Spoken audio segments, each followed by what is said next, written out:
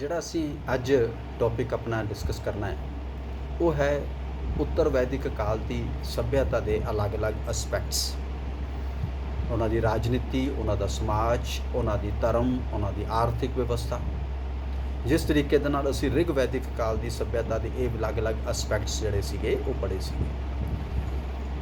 ਜਦੋਂ ਅਸੀਂ ਉੱਤਰ ਵੈਦਿਕ ਕਾਲ ਦੀਆਂ ਇਹਨਾਂ ਚੀਜ਼ਾਂ ਨੂੰ ਡਿਸਕਸ ਕਰਦੇ ਹਾਂ ਤਾਂ ਉਹਦੇ ਵਿੱਚ ਅਸੀਂ ਸਭ ਤੋਂ ਪਹਿਲਾਂ ਦੇਖਣਾ ਹੈ ਕਿ ਉਹਨਾਂ ਦਾ ਰਾਜਨੀਤਿਕ ਜੀਵਨ, ਜਿਹਦੇ 'ਚ ਅਸੀਂ ਪਹਿਲਾਂ ਵੀ ਗੱਲ ਕੀਤੀ ਹੈ ਕਿ ਜਦੋਂ ਰਾਜਨੀਤਿਕ ਜੀਵਨ ਨੂੰ ਦੇਖਦੇ ਹਾਂ ਤਾਂ ਭੂਗੋਲਿਕ ਤੌਰ ਦੇ ਉੱਤੇ ਉਹਨਾਂ ਦਾ ਖੇਤਰ ਬਹੁਤ ਵੱਡੇ ਪੱਧਰ ਤੱਕ ਵੱਧ ਚੁੱਕਾ ਸੀਗਾ, ਐਕਸਪੈਂਸ਼ਨ ਹੋ ਚੁੱਕੀ ਸੀ। ਸਪਤ ਸਿੰਧੂ ਤੋਂ ਅੱਗੇ ਨਿਕਲ ਕੇ ਉਹ ਗੰਗਾ ਜਮਨਾ ਦੇ ਦੁਆਬ ਤੱਕ ਉਹ ਫੈਲ ਚੁੱਕੇ ਸਨ ਇਸ ਉੱਤਰ ਵੈਦਿਕ ਕਾਲ ਦੇ ਦੌਰਾਨ। ਔਰ ਉਹਦਾ ਦੂਜਾ ਐਸਪੈਕਟ ਇਹ ਨਿਕਲ ਕੇ ਸਾਹਮਣੇ ਆਉਂਦਾ ਹੈ ਕਿ ਵੱਡੇ ਵੱਡੇ ਸਾਮਰਾਜਾਂ ਦੀ ਸਥਾਪਨਾ ਹੋ ਚੁੱਕੀ ਸੀ, ਜਿਹਦੇ 'ਚ ਬੜੇ ਬੜੇ ਜਿਹੜੇ ਨੇ ਫੈਮਲੀਜ਼ ਜਿਹੜੀਆਂ ਸੀਗੀਆਂ ਉਹ ਡੋਮੀਨੇਟ ਹੋ ਚੁੱਕੀਆਂ ਸੀ, ਜਿਹਦੇ 'ਚ ਅਸੀਂ ਕੁਰੂ ਫੈਮਿਲੀ ਦਾ ਨਾਮ ਜ਼ਿਕਰ ਅਸੀਂ ਆਲਮੋਸਟ ਮਹਾਭਾਰਤ ਦੇ ਵਿੱਚ ਦੇਖਣ ਨੂੰ ਸਾਨੂੰ ਮਿਲਦਾ। ਹਸਤਨਾਪੁਰ ਜਿਹਦੀ ਰਾਜਧਾਨੀ ਸੀਗੀ। ਇਸੇ ਤਰੀਕੇ ਦੇ ਨਾਲ ਪੰਚਾਲ, ਕੰਪਿਲਾ ਜਿਹੜਾ ਹੈਗਾ, ਪਰੀਕਸ਼ਤ, ਇਹ ਸਾਰੇ ਰਾਜਕਾਲ ਸਾਨੂੰ ਜਿਹੜੇ ਨੇ ਉਸ ਵੇਲੇ ਦੇਖਣ ਨੂੰ ਮਿਲਦੇ ਨੇ। ਤਾਂ ਜਦੋਂ ਰਾਜ ਵੱਡੇ ਹੋ ਗਏ, ਸਾਮਰਾਜ ਬੜੇ ਹੋ ਗਏ, ਤਾਂ ਇੱਕ ਚੀਜ਼ ਬੜੀ ਸਪਸ਼ਟ ਤੌਰ ਦੇ ਉੱਤੇ ਸਾਹਮਣੇ ਆ ਜਾਂਦੀ ਹੈ ਕਿ ਉਸ ਵੇਲੇ ਜਦੋਂ ਰਾਜ ਵੱਡੇ ਹੋ ਜਾਂਦੇ ਨੇ ਤਾਂ ਜਿਹੜੇ ਰਾਜਿਆਂ ਦੀ ਤਾਕਤ ਆ ਉਹ ਵੱਧ ਜਾਂਦੀ ਹੈ ਔਰ ਆਮ ਜਨਤਾ ਦੀ ਤਾਕਤ ਜਿਹੜੀ ਆ ਉਹ ਘਟ ਜਾਂਦੀ ਹੈ, ਕਿਉਂਕਿ ਜਨਤਾ ਇੰਨੇ ਵੱਡੇ ਰਾਜ ਦੇ ਵਿੱਚ ਇਕੱਠੀ ਹੋ ਕੇ ਰਾਜੇ ਦੇ ਸਾਹਮਣੇ ਖੜੀ ਨਹੀਂ ਹੋ ਸਕਦੀ। ਤਾਂ ਜਿਹੜੀਆਂ ਅਸੀਂ ਬਾਅਦ ਦੇ ਵਿੱਚ ਦੇਖਾਂਗੇ ਕਿ ਇਸੇ ਕਰਕੇ ਜਿਹੜੀਆਂ ਸਭਾ ਤੇ ਸਮਿਤੀ ਸੀਗੀਆਂ ਉਹ ਕਮਜ਼ੋਰ ਹੋ ਗਈਆਂ, ਔਰ ਕਿਉਂਕਿ ਉਹ ਰਾਜੇ ਦੇ ਉੱਤੇ ਹੁਣ ਓਨੀ ਪਾਵਰ ਐਗਜ਼ਰਟ ਨਹੀਂ ਸੀ ਕਰ ਸਕਦੀ। ਔਰ ਜਦੋਂ ਰਾਜ ਵੱਡੇ ਹੁੰਦੇ ਨੇ ਤਾਂ ਨੈਚੁਰਲੀ ਕਿ ਉਹਦੇ ਨਾਲ ਐਗਰੀਕਲਚਰ 'ਚ ਵੀ ਵਾਧਾ ਹੁੰਦਾ, ਟ੍ਰੇਡ ਐਂਡ ਕਮਰਸ 'ਚ ਵੀ ਵਾਧਾ ਹੁੰਦਾ ਹੈ, ਔਰ ਜਿਹਦਾ ਸਿੱਟਾ ਇਹ ਨਿਕਲਦਾ ਹੈ ਕਿ ਕਈ ਬੜੇ ਬੜੇ ਸ਼ਹਿਰ ਜਿਹੜੇ ਨੇ ਉਹ ਵਿਕਸਿਤ ਹੋ ਜਾਂਦੇ ਨੇ। ਹਾਲਾਂਕਿ ਸਮੇਂ ਦੇ ਅਨੁਸਾਰ ਸ਼ਹਿਰਾਂ ਦੇ ਵਿਕਸਿਤ ਹੋਣ ਦਾ ਜਿਹੜਾ ਕਾਰਨ ਬਣਦਾ ਹੈ ਉਹ ਡਿਫਰੈਂਟ ਬਣਦਾ ਹੈ। ਕਿਸੇ ਵੇਲੇ ਆਵਾਜਾਈ ਦੇ ਸਾਧਨ ਬਣਦੇ ਨੇ, ਕਿਸੇ ਵੇਲੇ ਐਗਰੀਕਲਚਰ ਜਿਹੜੇ ਨਦੀਆਂ ਦੇ ਕੰਢੇ 'ਤੇ ਹੁੰਦੀ ਹੈ ਉਹਦੇ ਨੇੜੇ ਦੇ ਪਲੇਸਿਸ ਜਿਹੜੇ ਨੇ ਸ਼ਹਿਰਾਂ ਦੇ ਰੂਪ 'ਚ ਵਿਕਸਿਤ ਹੁੰਦੇ ਨੇ। ਕਈ ਵਾਰੀ ਜਿਹੜੀਆਂ ਮੰਡੀਆਂ ਦੇ ਤੌਰ ਦੇ ਉੱਤੇ ਜਿਹੜੇ ਸ਼ਹਿਰ ਨੇ ਉਹ ਵਿਕਸਿਤ ਹੁੰਦੇ ਨੇ। ਔਰ ਮਾਡਰਨ ਜ਼ਮਾਨੇ ਦੇ ਅੰਦਰ ਜਿੱਥੇ ਹਵਾਈ ਜਹਾਜ਼ ਦੀ ਫੈਸਿਲਿਟੀ ਹੈ, ਰੇਲਵੇ ਦੀ ਫੈਸਿਲਿਟੀ ਹੈ, ਉੱਥੇ ਜ਼ਿਆਦਾ ਪੋਸੀਬਿਲਿਟੀ ਬਣ ਜਾਂਦੀ ਹੈ ਉਹਨਾਂ ਸ਼ਹਿਰਾਂ ਦੇ ਵਿਕਸਿਤ ਹੋਣ ਦੀ।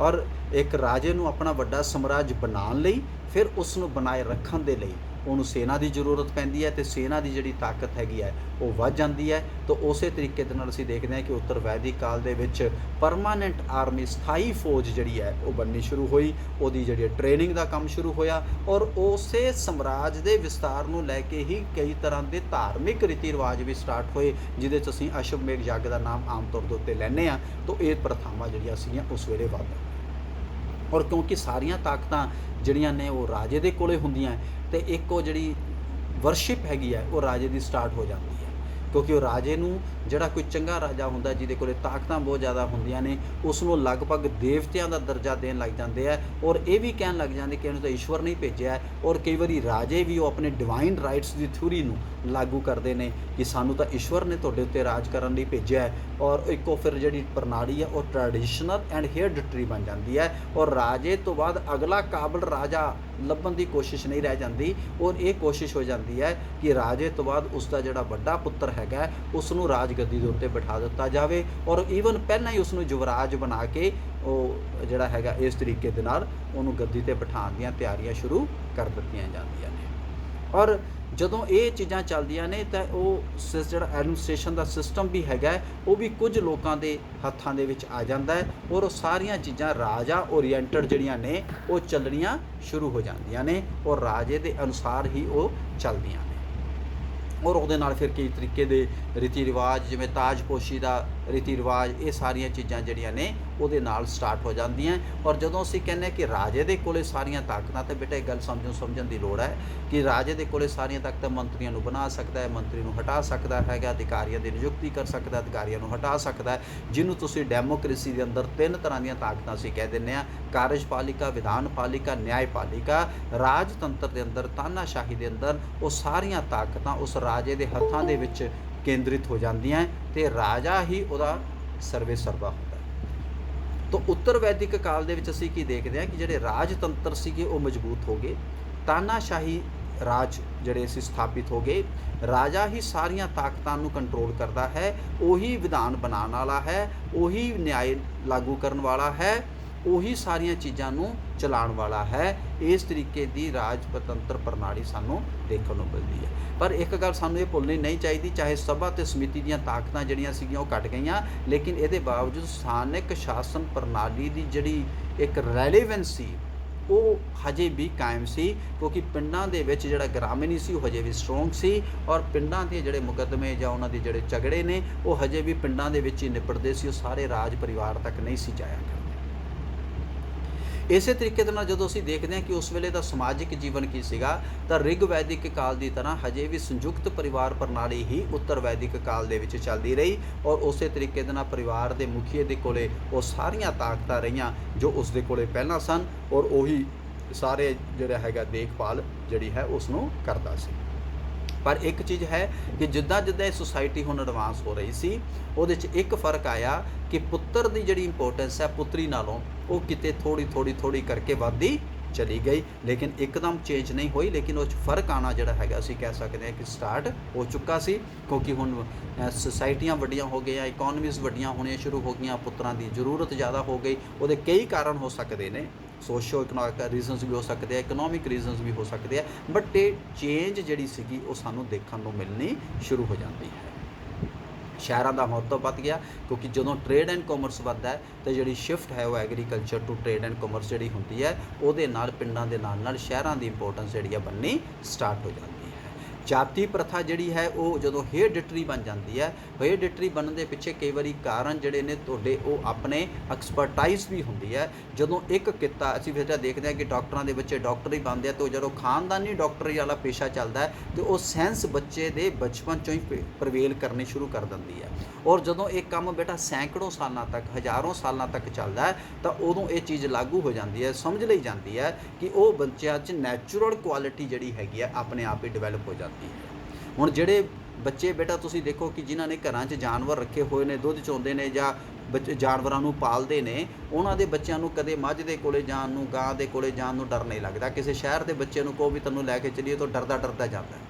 ਤਾਂ ਉਹ ਕਿਉਂਕਿ ਉਹਦੇ 'ਚ ਬਚਪਨ ਤੋਂ ਹੀ ਉਹ ਚੀਜ਼ਾਂ ਜਿਹੜੀਆਂ ਨੇ ਡਿਵੈਲਪ ਹੋਣੀਆਂ, ਕੁਆਲਿਟੀਜ਼ ਡਿਵੈਲਪ ਹੋਣੀਆਂ ਸਟਾਰਟ ਹੋ ਜਾਂਦੀਆਂ। ਇਹ ਇੱਕ ਹੇਅਰਡਿਟਰੀ ਫੈਕਟਰ ਜਿਹੜਾ ਸਾਹਮਣੇ ਆਉਂਦਾ ਹੈ, ਲੇਕਿਨ ਉਹਨੇ ਬਾਅਦ ਦੇ ਵਿੱਚ ਕੀ ਕੀਤਾ ਕਿ ਇਸ ਹੇਅਰਡਿਟਰੀ ਫੈਕਟਰ ਨੇ ਜਿਹੜੀ ਕਾਸਟ ਸਿਸਟਮ ਹੈ ਉਹਨੂੰ ਜਿਹੜਾ ਹੈਗਾ ਇੱਕ ਡਿਫਰੈਂਟ ਮੋਡ ਦੇ ਉੱਤੇ ਪਹੁੰਚਾ ਦਿੱਤਾ।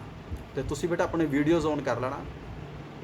ਤਾਂ ਅਸੀਂ ਕਾਸਟ ਸਿਸਟਮ ਦੇ ਵਿੱਚ ਕੀ ਸਮਝਣ ਦੀ ਕੋਸ਼ਿਸ਼ ਕਰਦੇ ਹਾਂ ਕਿ ਜਦੋਂ ਕੋਈ ਵੀ ਪਰਿਵਾਰ, ਕੋਈ ਵੀ ਫੈਮਿਲੀ ਜਾਂ ਕੋਈ ਵੀ ਐਸੀ ਜਿਹੜੀ ਹੈਗੀ ਹੈ ਸੁਸਾਇਟੀ ਕਿਸੇ ਇੱਕ ਕਿੱਤੇ ਨੂੰ ਲੰਬੇ ਸਮੇਂ ਤੱਕ ਅਪਣਾਉਂਦੀ ਹੈ, ਤਾਂ ਉਸ ਕਿੱਤੇ ਨੂੰ ਜਦੋਂ ਲੰਬੇ ਸਮੇਂ ਤੱਕ ਅਪਣਾਉਂਦੇ ਆ ਤਾਂ ਉਹਦੇ ਵਿੱਚ ਤੁਹਾਡੀ ਇੱਕ ਐਕਸਪਰਟਾਈਜ਼ ਬਣ ਜਾਂਦੀ ਹੈ, ਔਰ ਤੁਸੀਂ ਉਸ ਕਿੱਤੇ ਦੇ ਵਿੱਚ ਮਾਹਰ ਹੋ ਜਾਂਦੇ ਹੋ, ਜੋ ਮਾਹਰਤਾ ਦੂਜੇ ਵਿਅਕਤੀ ਦੇ ਕੋਲੇ ਨਹੀਂ ਹੁੰਦੀ, ਕਿਉਂਕਿ ਉਹ ਜੋ ਦੂਸਰਾ ਕਿੱਤਾ ਅਪਣਾ ਰਿਹਾ ਹੁੰਦਾ ਇੱਕ ਲੰਬੇ ਸਮੇਂ ਤੱਕ ਜਦੋਂ ਕਰਦੇ ਆ। ਇਹ ਨਹੀਂ ਹੈ ਕਿ ਉਹਦੇ 'ਚ ਕੋਈ ਚੇਂਜ ਨਹੀਂ ਹੋ ਸਕਦੀ, ਉਹ 'ਚ ਕੋਈ ਬਦਲਾਵ ਨਹੀਂ ਹੋ ਸਕਦਾ, ਤੁਸੀਂ ਇੱਕ ਕਿੱਤੇ 'ਚੋਂ ਦੂਜੇ ਕਿੱਤੇ 'ਚ ਨਹੀਂ ਜਾ ਸਕਦੇ, ਜਾਂ ਜਿਹੜੇ ਵਿਅਕਤੀ ਇੱਕ ਕਿੱਤੇ ਦੇ ਵਿੱਚ ਨੇ ਉਹੀ ਐਕਸਪਰਟ ਰਹਿਣਗੇ, ਦੂਜਿਆਂ 'ਚੋਂ ਕੋਈ ਐਕਸਪਰਟ ਨਹੀਂ ਨਿਕਲ ਸਕਦਾ। ਇਹ ਨਹੀਂ ਹੈ, ਲੇਕਿਨ ਜ਼ਿਆਦਾ ਸੰਭਾਵਨਾਵਾਂ ਉੱਥੇ ਪੈਦਾ ਹੁੰਦੀਆਂ ਨੇ ਉਸ ਕਿੱਤੇ 'ਚੋਂ ਨਿਕਲਣ ਦੀਆਂ ਜਿੱਥੇ ਉਸ ਕਿੱਤੇ ਦੇ ਨਾਲ ਜੁੜੇ ਲੋਕ ਲੰਬੇ ਸਮੇਂ ਤੱਕ, ਸੈਂਕੜੋਂ ਸਾਲਾਂ ਤੱਕ, ਹਜ਼ਾਰਾਂ ਸਾਲਾਂ ਤੱਕ ਉਸ ਦੇ ਵਿੱਚ ਜੁਝੇ ਹੁੰਦੇ ਨੇ, ਤਾਂ ਉਹਨਾਂ ਨੂੰ ਚੀਜ਼ਾਂ ਜਿਹੜੀਆਂ ਮਹਾਰਤਾਂ ਹਾਸਲ ਹੋ ਜਾਂਦੀ ਹੈ। ਹੁਣ ਤੁਸੀਂ ਕਿਸੇ ਸ਼ਹਿਰ ਦੇ ਵਪਾਰੀ ਨੂੰ ਕਹੋ ਵੀ ਆ ਕੇ ਉੱਥੇ ਹਲ ਚਲਾ ਕੇ ਦਿਖਾ ਜਾਂ ਟਰੈਕਟਰ ਚਲਾ ਕੇ ਦਿਖਾ, ਉਹ ਨਹੀਂ ਚਲਾ ਸਕਦਾ, ਉਹਦੇ 'ਚੋਂ ਕੁਆਲਿਟੀਜ਼ ਨਹੀਂ ਆਉਣਗੀਆਂ। He will have to learn. ਪਰ ਇਹਦਾ ਮਤਲਬ ਇਹ ਨਹੀਂ ਕਿ ਉਹਨਾਂ ਵਿੱਚੋਂ ਕੋਈ ਵੀ ਨਹੀਂ ਕਰ ਸਕਦਾ, ਹੋ ਸਕਦਾ ਕੋਈ ਕਰ ਲਵੇ, ਲੇਕਿਨ ਰੇਸ਼ੋ ਨਹੀਂ ਹੋਏਗੀ, ਪ੍ਰੋਬੇਬਿਲਿਟੀ ਨਹੀਂ ਹੋਏਗੀ। ਅਤੇ ਜਦੋਂ ਇਹ ਐਕਸਪਰਟਾਈਜ਼ ਇੱਕ ਥਾਂ 'ਤੇ ਰਹਿਣੀ ਸ਼ੁਰੂ ਹੋ ਜਾਂਦੀ ਹੈ ਤਾਂ ਕੱਟੜ ਹੋ ਜਾਂਦੀ ਹੈ, ਉਹਦੇ 'ਚ ਰਿਜਿਡਿਟੀ ਆ ਜਾਂਦੀ ਹੈ, ਔਰ ਉਹ ਫਿਰ ਜਿਹੜੀ ਕਾਸਟ ਸਿਸਟਮ ਸੀਗਾ ਉਹ ਹੌਲੀ ਰਿਜਿਡ ਹੁੰਦਾ ਚਲਾ ਗਿਆ। ਤਾਂ ਉਹ ਚੀਜ਼ ਸਾਨੂੰ ਉਰੇ ਵੀ ਦੇਖਣ ਨੂੰ ਮਿਲਦੀ ਹੈ। ਇਸੇ ਤਰੀਕੇ ਦੇ ਨਾਲ ਅਸੀਂ ਉੱਤਰ ਵੈਦਿਕ ਕਾਲ ਦੇ ਵਿੱਚ ਦੇਖਦੇ ਹਾਂ ਕਿ ਜਿਹੜੇ ਵਿਵਾਹ ਸ਼ਾਦੀ ਦੇ ਸੰਬੰਧ ਸੀਗੇ ਉਹਨਾਂ ਵਿੱਚ ਨਵੀਆਂ ਚੇਂਜਿਸ ਆਈਆਂ। ਹੁਣ ਤੁਸੀਂ ਜਿਹੜੇ ਇੱਕੋ ਹੀ ਗੋਤ ਦੇ ਵਿੱਚ ਜਿਹੜਾ ਹੈਗਾ ਮਤਲਬ ਕਿ ਸ਼ਾਦੀ ਕਰਨਾ ਪਸੰਦ ਕਰਨ ਲੱਗ ਗਏ, ਜਿਵੇਂ ਕਸ਼ਤਰੀਆਂ ਦੇ ਵਿੱਚ ਅਸੀਂ ਕਹਿ ਸਕਦੇ ਹਾਂ, ਬ੍ਰਾਹਮਣਾਂ ਦੇ ਵਿੱਚ। ਹਾਲਾਂਕਿ ਉਹਦੇ ਵਿੱਚ ਉਹਨਾਂ ਨੇ ਕੁਝ ਆਪਣੀਆਂ ਰਿਸਟ੍ਰਿਕਸ਼ਨਸ ਲਾਈਆਂ ਵੀ ਇੱਕ ਪਰਿਵਾਰ ਦੇ ਵਿੱਚੋਂ ਦੀ ਤੁਸੀਂ 3 ਰਿਸ਼ਤੇ ਛੱਡ ਕੇ, ਕੋਈ 5 ਰਿਸ਼ਤੇ ਛੱਡ ਕੇ, ਕੋਈ 7 ਰਿਸ਼ਤੇ ਛੱਡ ਕੇ ਸ਼ਾਦੀ ਕਰੇਗਾ। ਤਾਂ ਇਸ ਤਰੀਕੇ ਦੀਆਂ ਗਾਈਡਲਾਈਨਸ ਜਿਹੜੀਆਂ ਨੇ ਉਹ ਬਣਨੀਆਂ ਸਟਾਰਟ ਹੋ ਗਈਆਂ। ਔਰ ਨੈਚੁਰਲੀ ਹੈ ਕਿ ਜਦੋਂ ਗਾਈਡਲਾਈਨਸ ਬਣਦੀਆਂ ਤਾਂ ਉਹ ਸਿਰਫ ਸੋਸ਼ਲ ਨਹੀਂ ਬਣਦੀਆਂ, ਉਹ ਇਕਨੋਮਿਕ ਵੀ ਬਣ ਜਾਂਦੀਆਂ ਕਿ ਆਪਣੇ ਲੈਵਲ ਦੇ ਵਿਅਕਤੀ ਦੇ ਨਾਲ ਸ਼ਾਦੀ ਕਰਨੀ, ਉਹ ਜਿਹੜੇ ਆਪਣੇ ਆਪ ਨੂੰ ਸੋ ਕਾਲਡ ਅਪਰ ਕਾਸਟ ਕਹਿੰਦੇ, ਉਹ ਕਿਤੇ ਅਪਰ ਕਾਸਟ 'ਚ ਹੀ ਕਰਾਂਗੇ, ਲੋਅਰ ਕਾਸਟ ਦੇ ਵਿੱਚ ਨਹੀਂ ਕਰਾਂਗੇ, ਉਸਨੂੰ ਠੀਕ ਨਹੀਂ ਸਮਝਿਆ ਜਾਂਦਾ ਸੀ। ਤੇ ਜਦੋਂ ਇਹ ਚੇਂਜਿਸ ਆਉਂਦੀਆਂ, ਜਿੱਦਾਂ ਅਸੀਂ ਪਹਿਲਾਂ ਵੀ ਗੱਲ ਕੀਤੀ ਹੈ ਕਿ ਪੁੱਤਰ ਅਤੇ ਪੁੱਤਰੀ 'ਚ ਵੀ ਫਰਕ ਆ ਜਾਂਦਾ ਹੈ, ਕਿਉਂਕਿ ਜਦੋਂ ਮੈਨ ਪਾਵਰ ਚਾਹੀਦੀ ਹੈ ਤਾਂ ਪੁੱਤਰਾਂ ਦੀ ਜ਼ਿਆਦਾ ਲੋੜ ਹੈ। ਤਾਂ ਉਹਦੇ ਨਾਲ ਕੀ ਹੋਇਆ ਕਿ ਜਿਹੜੀ ਸਮਾਜ ਵਿੱਚ ਔਰਤਾਂ ਦੀ ਸਥਿਤੀ ਹੈ ਉਹ ਵੀ ਇੱਕ ਡਿਫਰੈਂਟ ਸ਼ੇਪ ਦੇ ਵਿੱਚ ਆਉਣ ਲੱਗ ਜਾਂਦੀ ਹੈ।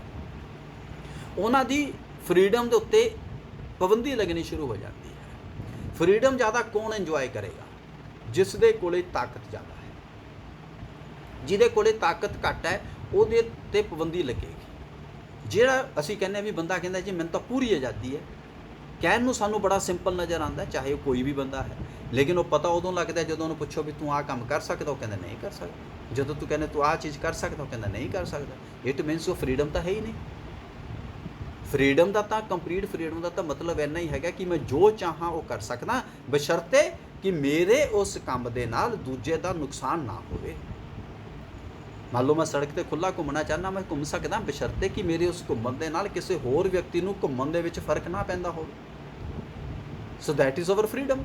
ਲੇਕਿਨ ਉਹਦੇ ਉੱਤੇ ਜਦੋਂ ਤੁਸੀਂ ਲਾ ਦਿੰਦੇ ਹੋ ਵੀ ਤੂੰ ਆਹ ਚੀਜ਼ ਜਾਂ ਇਸ ਦਾਇਰੇ 'ਚ ਨਹੀਂ ਜਾਣਾ, ਜਾਂ ਇੱਥੇ ਨਹੀਂ ਜਾਣਾ, ਜਾਂ ਇੱਥੇ ਇਹ ਕੰਮ ਨਹੀਂ ਕਰਨਾ, ਤਾਂ ਉਹ ਚੀਜ਼ਾਂ ਸਾਨੂੰ ਦੇਖਣ ਨੂੰ ਉੱਤਰ ਵੈਦਿਕ ਕਾਲ ਦੇ ਵਿੱਚ ਮਿਲਦੀਆਂ ਨੇ, ਜਿਹਨੂੰ ਤੁਸੀਂ ਬੇਟਾ ਸਮਝਣ ਦੇ ਲਈ ਕਹਿ ਸਕਦੇ ਹੋ ਕਿ ਜਦੋਂ ਤੱਕ ਉੱਤਰ ਵੈਦਿਕ ਕਾਲ 'ਚ ਪੁਰਾਣਾਂ ਦੀ ਵਿਵਸਥਾ ਆਉਂਦੀ ਹੈ, ਸਮ੍ਰਿਤੀਆਂ ਦੀ ਵਿਵਸਥਾ ਆਉਂਦੀ ਹੈ, ਤਾਂ ਉਹਦੇ ਉੱਤੇ ਕੁਝ ਗਾਈਡਲਾਈਨਸ ਬਣਦੀਆਂ ਨੇ ਜਿਹੜੀਆਂ ਔਰਤਾਂ ਨੂੰ ਪੂਰਨ ਆਜ਼ਾਦੀ ਨਹੀਂ ਦਿੰਦੀਆਂ, ਯਾਨੀ ਉਹਨਾਂ ਦੀ ਜਿਹੜੀ ਬਰਾਬਰੀ ਦਾ ਅਧਿਕਾਰ ਸੀ ਉਹਦੇ ਵਿੱਚ ਸਾਨੂੰ ਕਿਤੇ ਨਾ ਕਿਤੇ ਗਿਰਾਵਟ ਨਜ਼ਰ ਆਉਂਦੀ ਹੈ। ਜਿਵੇਂ ਐਗਜ਼ਾਮਪਲ ਦੇ ਤੌਰ ਦੇ ਉੱਤੇ ਅਸੀਂ ਲਈਏ, ਹਾਲਾਂਕਿ ਉਹਦੇ ਬੜੇ ਵੱਡੇ ਐਸਪੈਕਟ ਨੇ, ਉਹਨੂੰ ਕਈ ਵਾਰੀ ਇਹ ਮੈਨੂੰ ਕਿਸੇ ਵੇਲੇ ਬਾਅਦ 'ਚ ਯਾਦ ਕਰਾਈਓ ਜਦੋਂ ਸਿਲੇਬਸ ਕੰਪਲੀਟ ਕਰ ਲਾਂਗੇ, ਇਸ ਟੌਪਿਕ ਦੇ ਉੱਤੇ ਚਰਚਾ ਕਰਾਂਗੇ। ਇੱਕ ਹੁੰਦੇ ਨੇ ਰੂਲਸ, ਜਿਹਨੂੰ ਅਸੀਂ ਕਹਿੰਦੇ ਨੇ ਨਿਯਮ। ਇੱਕ ਹੁੰਦੇ ਨੇ ਪ੍ਰਿੰਸੀਪਲ, ਸਾਡੇ ਸਿਧਾਂਤ। ਜਦੋਂ ਅਸੀਂ ਰਾਮਾਇਣ ਵਿੱਚ ਦੇਖਦੇ ਹਾਂ ਤਾਂ ਰਾਮਾਇਣ ਦੇ ਵਿੱਚ ਜਦੋਂ ਅਸੀਂ ਰਾਮ ਨੂੰ ਦੇਖਦੇ ਹਾਂ ਤਾਂ ਰਾਮ ਰੂਲ ਦੀ ਗੱਲ ਨਹੀਂ ਕਰਦਾ, ਰਾਮ ਅਸੂਲ ਦੀ ਗੱਲ ਕਰਦਾ ਵੀ ਸਿਧਾਂਤ ਕੀ ਨੇ।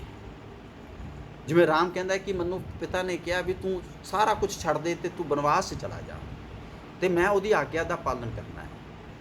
ਮੈਂ ਕਾਨੂੰਨ ਨਹੀਂ ਦੇਖਣਾ ਕਿ ਮੈਂ ਯੁਵਰਾਜ ਹਾਂ ਤੇ ਅਗਲਾ ਰਾਜ ਮੈਨੂੰ ਮਿਲਣਾ ਚਾਹੀਦਾ ਹੈ, ਜਾਂ ਰਾਜ ਗੱਦੀ ਮੈਂ ਲੜ ਕੇ ਲੈ ਸਕਦਾ ਮੈਨੂੰ ਕਿਉਂਕਿ ਕਾਨੂੰਨ ਇਜਾਜ਼ਤ ਦਿੰਦਾ ਹੈ। ਉਹ ਕਹਿੰਦਾ ਨਹੀਂ, ਕਾਨੂੰਨ ਨਹੀਂ ਚੱਲਣਾ, ਅਸੂਲ ਚੱਲੇਗਾ।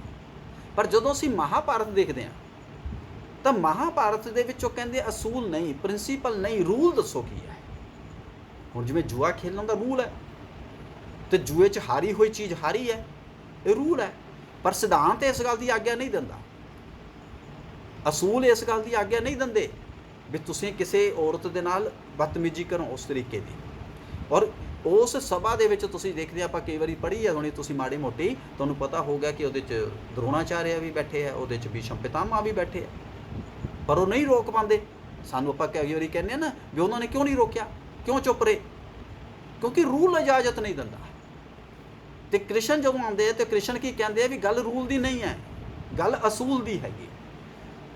ਤੇ ਪਰ ਹੁੰਦਾ ਕੀ ਹੈ ਕਿ ਜਦੋਂ ਸਮਾਜ ਡਾਊਨਵਰਡ ਜਾਂਦਾ ਹੈ ਤਾਂ ਉਹ ਰੂਲਸ ਵਾਲੇ ਪਾਸੇ ਨੂੰ ਜਾਂਦਾ, ਅਸੂਲ ਖਤਮ ਹੁੰਦੇ ਚਲੇ ਜਾਂਦੇ ਆ। ਉਹ ਰੂਲ ਬਣਾਉਣ ਦੀ ਪ੍ਰਣਾਲੀ ਕਿਹਦੇ ਕੋਲੇ ਚਲੀ ਜਾਂਦੀ ਹੈ? ਜਿਹੜੇ ਪਾਵਰਫੁਲ ਹੁੰਦੇ ਆ। ਕੋਈ ਵੀ ਹੋਏ ਜਿਹਦੇ ਕੋਲੇ ਪਾਵਰ ਆ ਗਈ, ਉਹ ਰੂਲ ਆਪਣੇ ਢੰਗ ਨਾਲ ਬਣਾਉਣ ਦੀ ਕੋਸ਼ਿਸ਼ ਕਰਦਾ ਹੈ। ਤਾਂ ਇਸ ਕਰਕੇ ਇਹ ਇੱਕ ਟਸਲ ਜਦੋਂ ਸਟਾਰਟ ਹੁੰਦੀ ਹੈ ਤਾਂ ਉਹ 'ਚ ਗਿਰਾਵਟ ਸਾਨੂੰ ਦੇਖਣ ਨੂੰ ਮਿਲਦੀ ਹੈ। ਇਹਦੀ ਚਰਚਾ ਡਿਟੇਲ 'ਚ ਫੇਰ ਕਰਾਂਗੇ। ਮੈਂ ਤੁਹਾਨੂੰ ਇੱਕ ਆਈਡੀਆ ਸਮਝਾਉਣ ਦੇ ਲਈ ਦਿੱਤਾ ਕਿ ਹਾਊ ਇਟ ਹੈਪਨਸ, ਹੁੰਦੀ ਕਿਉਂ ਹੈ। ਇੱਦਾਂ ਹੀ ਫਿਰ ਉਹ ਜੀਵਨ ਦੇ ਨਾਲ ਸੰਬੰਧਿਤ 4 ਆਸ਼ਰਮ ਬਣ ਗਏ। ਬ੍ਰਹਮਚਾਰਿਆ ਆਸ਼ਰਮ, ਜਦੋਂ ਤੁਸੀਂ ਪੜ੍ਹਨਾ ਹੈ, ਸੁਸਾਇਟੀ ਤੋਂ ਅਲੱਗ ਰਹਿਣਾ ਹੈ, ਪੂਰੀ ਐਕਸਪਰਟਾਈਜ਼ ਹਾਸਲ ਕਰਨੀ ਹੈ, ਜਿਹੜੇ ਵੀ ਕਿੱਤੇ ਨੂੰ ਅਪਣਾਉਣਾ ਉਸ ਕਿੱਤੇ ਦੀ ਮਹਾਰਤਾ ਨੂੰ ਹਾਸਲ ਕਰਨਾ ਹੈ। ਔਰ ਕਰਨਾ ਕਿਹਦੇ ਕੋਲੇ ਹੈ? ਜਿਹੜੇ ਉਸ ਕਿੱਤੇ ਦੇ ਮਾਹਰ ਨੇ। ਅੱਜ ਕੱਲ੍ਹ ਦਾ ਸਿਸਟਮ ਨਹੀਂ ਹੈ। ਜਿਵੇਂ ਮੰਨ ਲਓ ਹੁਣ ਤੁਸੀਂ ਇਸ ਟਾਈਮ ਐਮਏ ਹਿਸਟਰੀ ਪੜ੍ਹ ਰਹੇ ਹੋ ਤਾਂ ਤੁਸੀਂ ਇਸ ਟਾਈਮ ਲਗਭਗ 20 ਪੇਪਰ ਪੜ੍ਹਨੇ ਆ, ਹਰ ਸਮੈਸਟਰ 'ਚ 5 ਪੇਪਰ। ਤਾਂ ਪੁਰਾਣੇ ਸਮੇਂ 'ਚ ਉਹ ਕੀ ਕਹਿੰਦੇ ਸੀ, ਤੁਸੀਂ ਪੇਪਰ 10 ਪੜ੍ਹੋ, 15 ਪੜ੍ਹੋ, ਜੋ ਵੀ ਕਰਨੇ ਆ, ਲੇਕਿਨ ਉਹਦੇ ਵਿੱਚੋਂ ਦੀ ਤੁਸੀਂ ਇੱਕ ਆਪਣਾ ਐਕਸਪਰਟਾਈਜ਼ ਚੁਣੋ। ਹੁਣ ਜਿਵੇਂ ਬੇਟਾ ਅਰਜੁਨ ਹੈ, ਅਰਜੁਨ ਜਿਹੜਾ ਹੈਗਾ ਉਹ ਤੀਰ ਕਮਾਨ ਦਾ ਐਕਸਪਰਟ ਹੈ। ਠੀਕ ਹੈ, ਉਹਨੂੰ ਤਲਵਾਰ ਚਲਾਉਣੀ ਵੀ ਆਉਂਦੀ ਆ, ਉਹਨੂੰ ਦੂਜੇ ਵੀ ਆਉਂਦੇ ਆ, ਲੇਕਿਨ ਉਹ ਤੇ ਆਪਣੀ ਮਹਾਰਤਾ ਕਿਹਦੇ 'ਚ ਹੈ? ਤੀਰ ਕਮਾਨ 'ਚ। ਇਸੇ ਕਰਕੇ ਉਹਨੂੰ ਧਨੁਰਧਾਰੀ ਕਹਿੰਦੇ। ਉਹ ਕਹਿੰਦੇ ਸੀ ਵੀ ਤੁਸੀਂ ਆਪਣੇ ਟੇਸਟ ਮੁਤਾਬਿਕ, ਆਪਣੀ ਫਿਜ਼ੀਕ ਮੁਤਾਬਿਕ, ਆਪਣੀ ਸਾਈਕੋਲੋਜੀ ਮੁਤਾਬਿਕ, ਆਪਣੀ ਮਾਨਸਿਕਤਾ ਮੁਤਾਬਿਕ ਤੁਸੀਂ ਦੇਖੋ ਵੀ ਤੁਸੀਂ ਕਿਸ ਚੀਜ਼ ਨੂੰ ਜ਼ਿਆਦਾ ਬਿਹਤਰ ਸਮਝਦੇ ਹੋ। ਜਿਵੇਂ ਤੁਸੀਂ ਬੇਟਾ ਪੇਪਰ ਪੜ੍ਹਦੇ ਹੋ, ਤੁਹਾਨੂੰ ਕੋਈ ਪੇਪਰ ਜਿਹੜਾ ਹੈਗਾ ਉਹ ਜ਼ਿਆਦਾ ਚੰਗੇ ਢੰਗ ਨਾਲ ਸਮਝ ਆਉਂਦਾ, ਔਰ ਉਸ ਪੇਪਰ ਦੇ ਵਿੱਚ ਵੀ ਤੁਸੀਂ ਦੇਖੋ 12 ਟੌਪਿਕ ਹੁੰਦੇ ਆ, ਤੁਹਾਨੂੰ ਕੋਈ ਟੌਪਿਕ ਜ਼ਿਆਦਾ ਚੰਗੇ ਢੰਗ ਨਾਲ ਸਮਝ ਆ ਰਿਹਾ ਹੁੰਦਾ। ਮੰਨ ਲਓ ਜਿਹੜੇ ਟੌਪਿਕ ਮੈਂ ਪੜ੍ਹਾਏ ਆ ਉਹਨਾਂ ਸਾਰੇ ਟੌਪਿਕਾਂ 'ਚ ਤੁਸੀਂ ਕਹੋਗੇ ਸਰ ਸਾਨੂੰ ਤੁਹਾਡਾ ਉਹ ਵਾਲਾ ਟੌਪਿਕ ਜ਼ਿਆਦਾ ਚੰਗੀ ਤਰੀਕੇ ਨਾਲ ਸਮਝ ਆਇਆ। ਹੁਣ ਪੜ੍ਹਾਉਣ ਵਾਲਾ ਤਾਂ ਬੰਦਾ ਸੇਮ ਹੈ,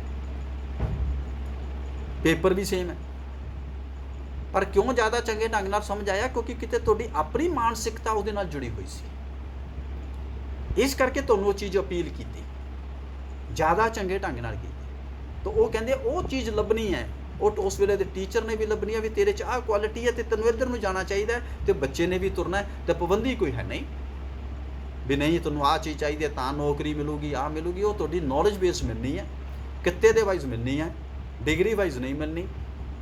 ਇਹਨੂੰ ਕਹਿੰਦੇ ਬ੍ਰਹਮਚਾਰਿਆ। ਦੂਜਾ ਹੈ ਕਿ ਉਸ ਤੋਂ ਬਾਅਦ ਤੁਸੀਂ ਕਹਿੰਦੇ ਹੋ ਜੀ ਮੈਂ ਹੁਣ ਆਪਣਾ ਪਰਿਵਾਰ ਪਾਲਣਾ ਹੈ, ਪੈਸਾ ਕਮਾਉਣਾ ਹੈ, ਜੋ ਵੀ ਪਰਿਵਾਰ ਲਈ ਜ਼ਰੂਰੀ ਹੈ, ਗ੍ਰਸਥ ਜੀਵਨ 'ਚ ਜਾਂਦੇ।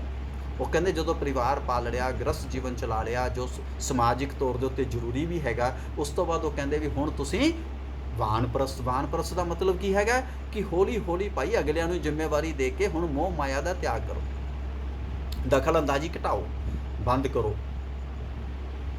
ਹੌਲੀ ਹੌਲੀ ਜਦੋਂ ਆਪਣੇ ਆਪ ਨੂੰ ਪਿੱਛੇ ਖਿੱਚੋਗੇ ਤਾਂ ਇੱਕ ਤਾਂ ਪਰਿਵਾਰ ਵਿੱਚ ਵੀ ਸਮੱਸਿਆ ਨਹੀਂ ਆਉਂਦੀ ਔਰ ਇੱਕ ਸਮਾਜ ਵਿੱਚ ਵੀ ਸਮੱਸਿਆ ਨਹੀਂ ਆਉਂਦੀ। ਔਰ ਫਿਰ ਜਦੋਂ ਤੁਹਾਡੇ ਅਗਲੇ ਬੱਚੇ ਇਸ ਲਾਇਕ ਹੋ ਗਏ ਤਾਂ ਫਿਰ ਤੁਸੀਂ ਕਹੋ ਵੀ ਹੁਣ ਮੈਂ ਆਪਣੇ ਮੋਕਸ਼, ਆਪਣਾ ਤੀਰਥ ਸਥਾਨਾਂ ਦੀ ਯਾਤਰਾ, ਜੋ ਵੀ ਤੁਹਾਡਾ ਲਾਸਟ ਵਿੱਚ ਹੁੰਦਾ ਹੈ ਕਿ ਮੈਂ ਹੁਣ ਆਪਣੇ ਲਈ ਜੀਵਨ ਦੇ ਉੱਤੇ ਸਮਰਪਿਤ ਹੋਣਾ ਚਾਹੁੰਦਾ ਹੋ।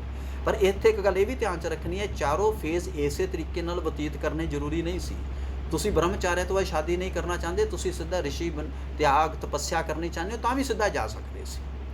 ਪਰ ਇਹ 4 ਫੇਜ਼ਿਸ ਬਣਾਏ ਗਏ ਕਿ ਘੱਟੋ ਘੱਟ ਹਰ ਵਿਅਕਤੀ ਇਸ ਫੇਜ਼ ਦੇ ਵਿੱਚੋਂ ਦੀ ਨਿਕਲੇ, ਔਰ ਤਾਂ ਕਿ ਵਿਅਕਤੀ ਪੈਸੇ ਨੂੰ, ਪੂੰਜੀਆਂ ਨੂੰ, ਦੌਲਤਾਂ ਨੂੰ ਜੋੜਨ ਦੀ ਕੋਸ਼ਿਸ਼ ਨਾ ਕਰੇ, ਤਿਆਗਣ ਦੀ ਕੋਸ਼ਿਸ਼ ਕਰੇ, ਕਿਉਂਕਿ ਜਮਾਖੋਰੀ ਨਾ ਹੋਏ। ਤੇ ਜਮਾਖੋਰੀ ਜੇ ਨਹੀਂ ਹੁੰਦੀ ਤਾਂ ਸਮਾਜ ਬਿਹਤਰ ਕੰਮ ਕਰਦਾ ਹੈ ਬੇਟਾ, ਆਪਾਂ ਸਾਰਿਆਂ ਨੂੰ ਪਤਾ ਹੈਗਾ।